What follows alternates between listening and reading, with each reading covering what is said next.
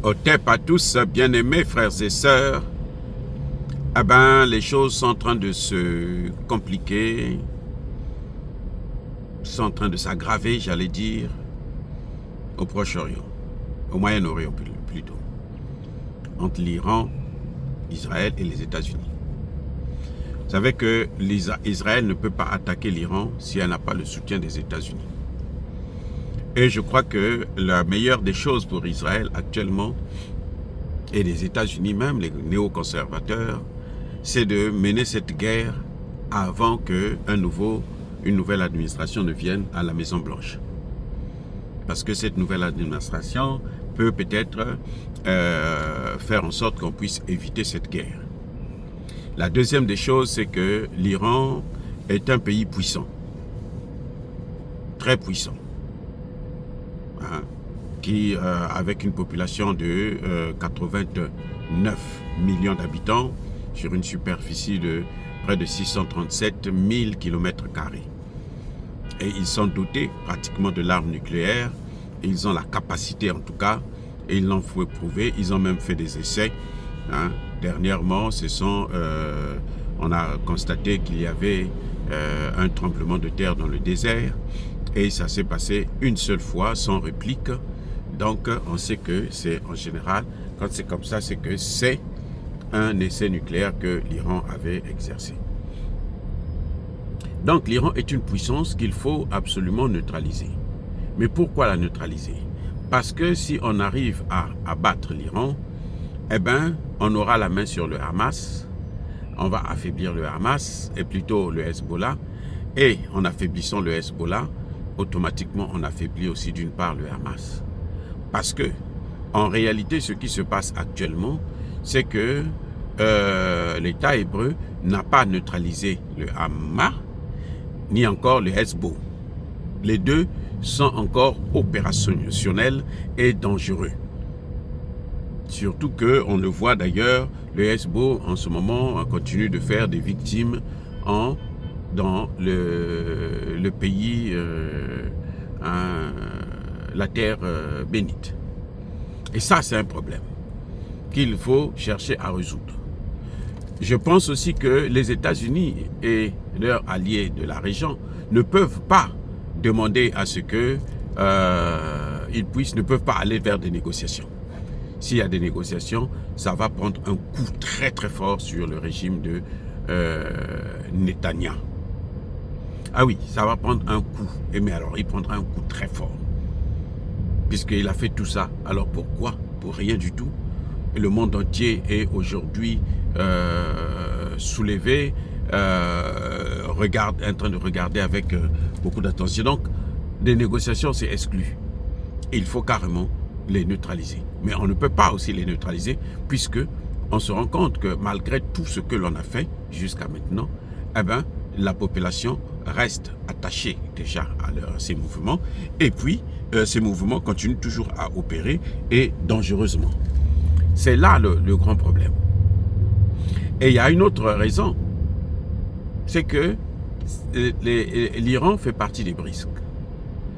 L'Iran étant un membre des BRICS, il faut neutraliser l'Iran avant que une masse d'armes sophistiquées quitte la Russie et la Chine pour rentrer en Iran. Et puis entraîne la protection de l'Iran. Donc, l'Iran elle-même, en ce moment, est une économie en plein essor. L'économie iranienne.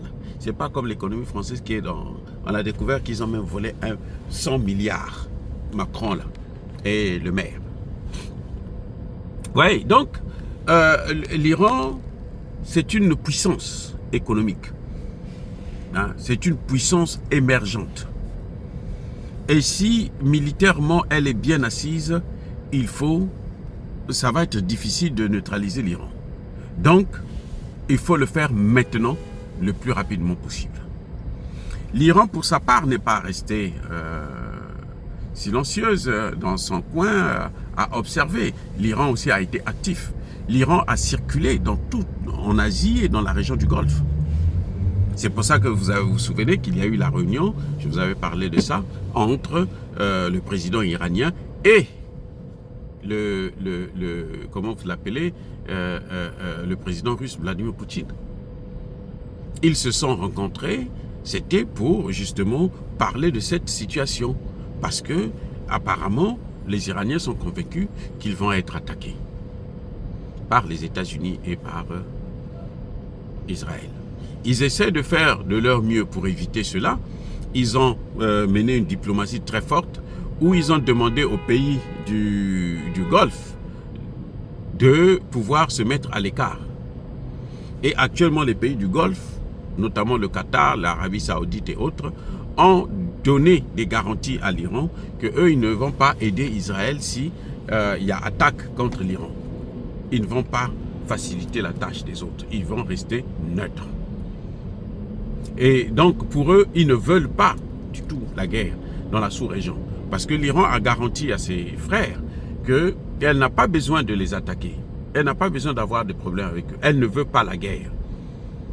Le président iranien a même parlé avec Emmanuel Macron, à peine hier, pour dire à Emmanuel Macron que nous ne voulons pas de la guerre. Mais si nous sommes attaqués, alors nous ferons cette guerre. Les Américains qui ont été consultés par les pays arabes et les pays du Golfe demandent à l'Iran de faire en sorte que, même si l'Iran les attaque, il faut qu'ils soient modérés dans leur réponse. Mais cette fois-ci, l'Iran a dit, ça ne se passera plus ainsi. Parce qu'en fin de compte, l'Iran n'avait pas riposté quand on a tué le chef du Hamas en Iran, parce que l'Iran avait eu vent des Américains qui lui disaient, et de l'OTAN, puis lui avait promis qu'il y a un cessez-le-feu qui vient à Gaza et au Liban. Donc, pour éviter que ce cessez-le-feu ne soit boycotté, il faut que toi, tu ne puisses pas intervenir. On a interdit à l'Iran d'intervenir. C'est exactement ce que les Américains sont en train de faire avec la RDC. On dit à Tshisekedi, toi, n'interviens pas. Ton armée doit respecter le cessez-le-feu pendant que Kagame continue à envoyer ses militaires, ses soldats, ses administrations et tout pour occuper le territoire. Voilà ce qui est en train de se passer. C'est la même chose qu'ils ont fait avec l'Iran. Mais cette fois-ci, l'Iran a dit, si on nous attaque encore, nous n'allons pas répondre comme nous avons l'habitude de le faire. Nous allons répondre efficacement avec fermeté. Donc, c'est un peu ça. Nous sommes en train de nous acheminer vers une situation, mais alors, qui risque de durer longtemps. Les Américains ont fait la guerre en Irak pendant 10 ans. Et jusqu'alors, ils sont encore là, on les chasse, ils ne veulent même plus partir. Les Américains ont fait la guerre en Afghanistan pendant 20 ans. La guerre en Iran fera plus que 20 ans. Je vous garantis, elle fera plus de 20 ans. Et ça, personne n'a intérêt à ce que ça puisse se faire. Les Américains sont loin, c'est vrai. Mais ce qu'il faut reconnaître, que les intérêts américains dans la sous-région et dans d'autres endroits du monde risquent d'être aussi attaqués et menacés. Parce que les Américains continuent à faire des guerres par proxy pour détruire les économies des autres et puis eux, ils vont continuer à être tranquilles. Mais les autres, maintenant, ils ont compris le jeu, ils ne feront pas la même chose. C'est pour ça que vous voyez que même au niveau de Vladimir Poutine, les choses ont changé. Poutine ne veut plus rien entendre, ni des négociations, ni de quoi que ce soit. Parce que eux, quand ils font des négociations, ils ne respectent pas ça.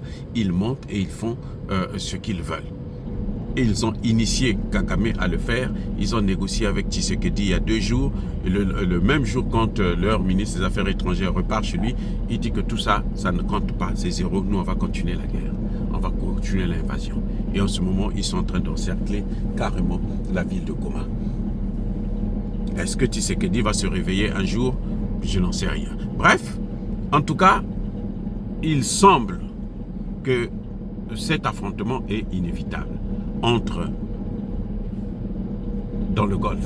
Et ça va être une grande guerre dans la sous-région qui va embraser tout le monde, qui va mettre tout le monde en ébullition. Dire cela, c'est inciter à la haine ou à la violence. Non. Colère, encore une fois de plus, bien aimés frères et sœurs, soyez bénis, abondamment bénis par le Dieu des qualités, par nos ancêtres angélisés.